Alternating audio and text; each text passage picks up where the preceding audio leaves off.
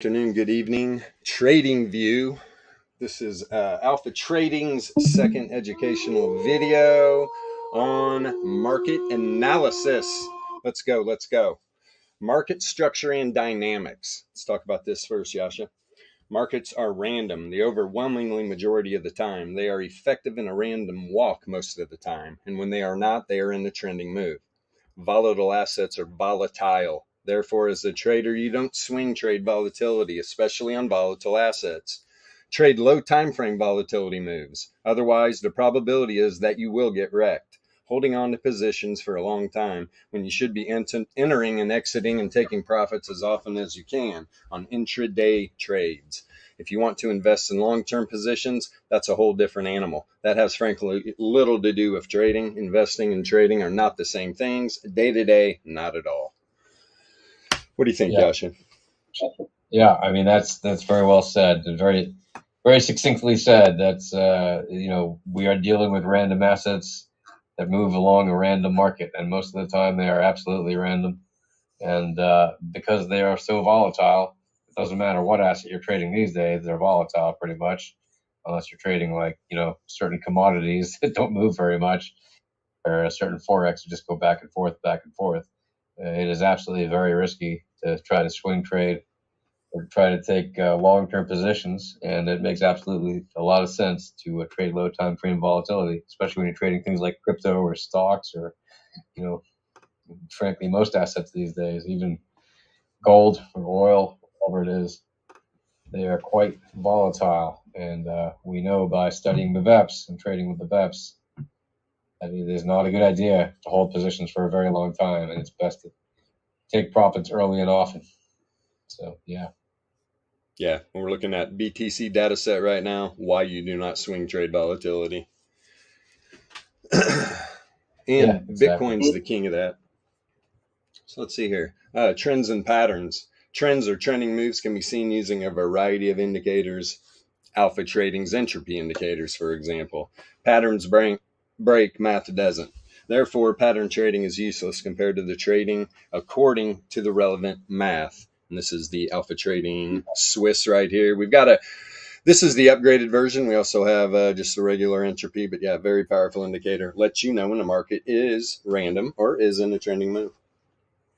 Exactly. And that right there is really, I mean, that is not just a powerful indicator, it is highly directional. And you can catch moves with just that indicator very easily if you know how to trade trends and random walks. And you can trade random walks and you can also trade trending moves. It's frankly easier to trade trending moves in many ways, but you can trade random walks if you know what you're doing, because very often the asset will move and, continue to the upside or the downside on a random walk. And if you know how to read the correlation, it will work just fine. But the whole point of that kind of an indicator, right, is to show you that the entropy is increasing or decreasing, and that shows you whether or not we're moving in or out of a random walk or trending move. And so it makes a lot of sense to use an indicator like that built on correct math, which is what we offer, obviously, and which is why it's such a great indicator. 100%. What I've highlighted here, got a vertical on a trending move where our predictor flipped to the top side. Let's see the price action. Need say nothing more. There we go. Nice trending move. Entropy trended all the way. Go back down here. Now let's see here. You're going to get out way before this. And number one, we trade low time frames. I saw this nice trend on the 4-hour. I wanted to show you what it looked like. You can do the same thing on a 1 minute and scalp with the best of them. The high frequency trading firm algorithms are down there on the low time frames. That's where we like to trade. Yeah, you can see very clearly there that you don't have to be greedy, right? It makes these nice standard deviation moves to the upside. And once it's gone up a couple candles already, it's already at that top line area where it's a good take profit area. And sure, you can sit in it all that extra time, but why? You take profit when it gets near the top even, and you're good to go until the next trending move comes in. Or if you want to trade the random walk, if you know how to do it and read the correlation, that's fine. But you're going to be trending it on lower time frames. You're trading on lower time frames to catch those moves. Whereas on the 4-hour, you just get in and out after a couple candles right there. It's very simple. Especially when you're hitting deviation bands. So yeah, good stuff. Good stuff. Now indicators and oscillators. All right. It's vital to Yep. use indicators and oscillators built on math that is highly relevant to trading and provides leading information, just like alpha trading's indicators and oscillators, as opposed to the lagging information of lagging indicators of traditional technical analysis. Yeah, that's a really big one right there, because the problem is that most people who are trading these days are, especially retail traders, they're trading with lagging indicators because all of the indicators that they're using are built on price-based lagging information, right? Because it's just confirming what has happened in the past. Well, we know what's happened in the past. We're using leading information. Leading information is the information you want if you want to have any clue as to what's going to happen on the current and next candle. And that's why our kind of, the indicators we have in our VEP system are frankly more useful for scalping and trading because you can actually know what is likely to happen on this candle and the next one. So that's why it's very important to not use lagging information and rather to defer to leading information and leading indicators. I'm So, just gonna I'm gonna pull up a lagging indicator right now, just for some yeah, examples. by all means, this is always Just for fun. some examples, although I am seeing this. Let's see here. Let's go down. Let's go down on some 6-minute div moves. Let's see what's up here. Actually, let's see. RSI actually looking. Oh man, let me see. Let me switch this up. Correct lengths. Boom, boom. Switch up on me. Yes, it did. There we go. So on the 4-hour right now on Bitcoin. See, we've got lower lows on the data set. You got higher lows on the returns oscillator. You've got lower lows on the RSI. The RSI is built on the relative strength of what? Price. So Right. the returns oscillator is built on the returns. So the reason why we talk about lagging indicators all the time, I'm not saying sometimes the RSI is not going to show divergence. I'm saying 80% of the time it's not, when the returns oscillator is and gives you good directional moves.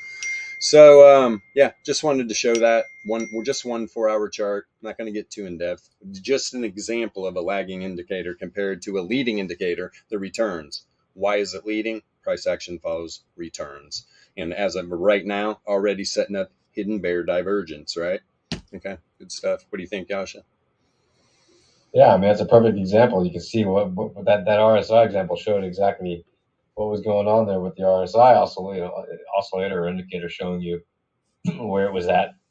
By comparison, the returns oscillator is all the way on the opposite side, saying, the returns are near the top side of that standard deviation band. And even the entropy indicator was showing you what was happening was quite different than what the RSI was indicating. So that's why you got to be careful when you're using lagging indicators because they can really mislead you. Move this up a little bit. There we go. So right now, obviously, there's not a top, but I'm always looking for divergence between returns and price action building. And this is on a 15-minute. Right? You got all higher highs on the oscillator so far, right? Lower highs on the data set. I'm not making trend lines. I'm just giving you an example of to break this div, you're going to have to see, look, you're going back into a random walk. You're going to have to get trend to break this area because the data set's going to have to be up here to cancel out that hidden bear divergence. Let's see what happens here going into the to the close. Right? Got to what? Man, 2.5 hours. Beautiful. Started the stream today at 4:20. Congratulations, you made it. Let's see here. Yeah. Boom. Move that. Let me reload this chart now. Let me reload this chart. Now, charting techniques. All right. Bots don't draw silly chart art in order to calculate the relevant maths that matter for trading, and neither should you. To be clear, that means don't use chart art for trading. Chart art is just coloring books for grown-ups. If anything, you may use horizontal lines just to line things up for visual clarity or draw things just to highlight certain information. That said, don't bother with flags, wedges, channels, triangles, order boxes, W patterns, M patterns, cup and handle patterns, Elliott wave patterns, or any other patterns, support and resistance levels, or any other silly thing like that. They are all designed to fail the majority of the time, and they do. Usually misleading most retail traders to make the wrong decision on a trade and end up at a loss on those trades the majority of the time. Period. Absolutely. Yeah, absolutely. I mean, there's a reason that high frequency trading firms and shops that make, the quant shops that make these bots for themselves and for other clients, they don't use these lagging indicators, and they don't use patterns, and they don't use chart art, because bots don't sit around and draw chart art. They trade by math. They trade by numbers. They got targets. They hit them. They get in. They get out of their trades at extremely fast rates, and they don't sit around and wait for silly patterns to make or break. Especially when you know that a lot of these patterns have a tendency to fail of a vast majority of the time. Right? And even people that will teach you or sell you trading courses will tell you this pattern will fail 80% of the time, or 70% of the time, or 60% of the time. Well, if you know the pattern is going to fail the majority of the time, why would you use it? If anything, you should be using it as a counter trade, but you shouldn't use it at all, because it's just garbage. It could go either way, and you don't have any way of knowing which way it will go reliably, because again, it's based on price. It's not based on actual volatility or actual entropy or actual probability or statistics. So yeah, that's why we don't use patterns. That's silly art. And it's when you realize you're in a random market, you understand patterns don't matter. What matters is the veps, period. Yep, 100%. So that's how you want it. The only time you'll ever see me putting lines on my chart is for divergence, right?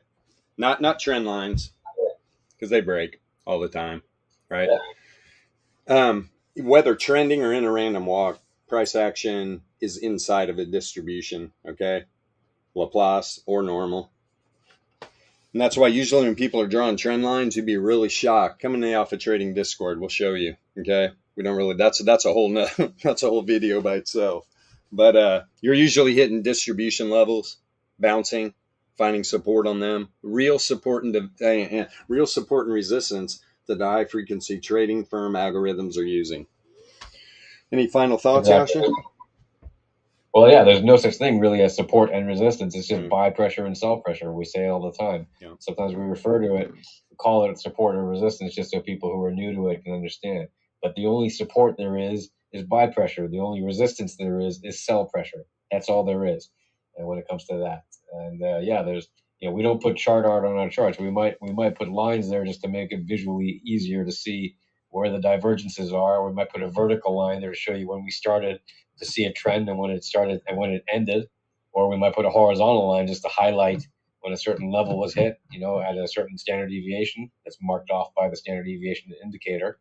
But that's it. We don't draw, on our charts for the sake of making silly patterns, because that's just goofy.